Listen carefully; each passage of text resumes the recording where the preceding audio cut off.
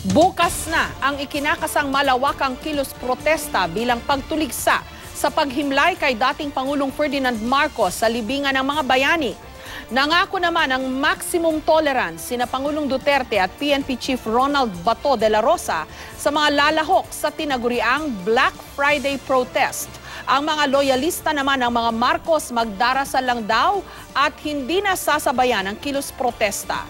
May report si Rafi Tima. At ng mga biktima ng martial law.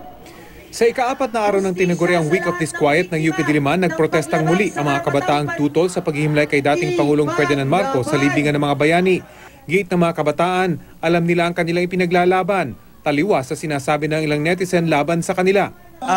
Iniinsulto nila yung mga kabataan na nag-alay ng kanilang buhay para pabagsakin yung diktadura. Pero sa kabilang banda, kailangan rin natin maunawaan na yung ganitong klaseng kultura na umiiral, bunga rin naman yan ng isang palpak na sistema ng edukasyon na hindi tinuturo kung ano yung realidad ng panahon ng batas militar. Ang mga estudyante ng UP ang ilan lang sa mga nanguna sa mga kilos protesta noong panahon ng martial law.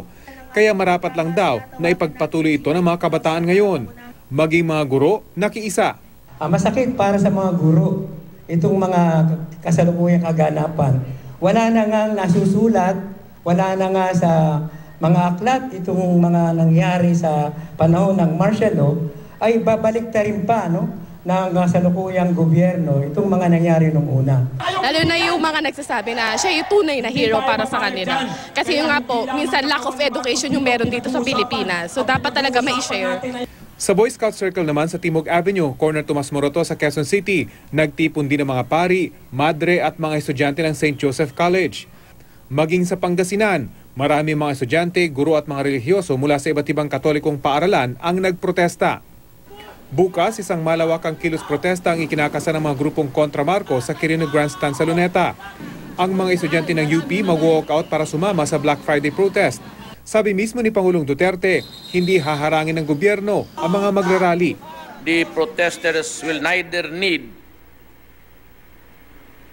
na kailangan to secure rally permits or in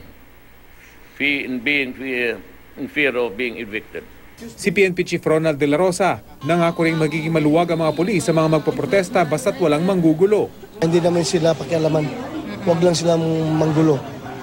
Kung peaceful ang rally nila, then we will give them their chance to air their protest. Pinabulaanan din ni Pangulong Duterte ang mga aligasyong tinutulungan niya ang mga Marcos na makabalik sa Malacanang sa kanyang pagpayag na himlay sa libingan ng mga bayani ang dating Pangulo.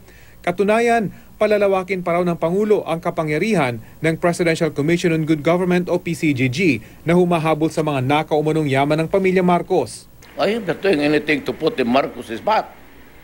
I never said it and I will not. Ang mga loyalista naman ng mga Marcos, sasabayan daw ng taimtim na panalangin ang Black Friday protest ng mga antay. Pinag-aaralan daw ng pamilya Marcos kung ititigil muna ang pagpapapasok ng mga dalaw sa puntod ng dating Pangulo.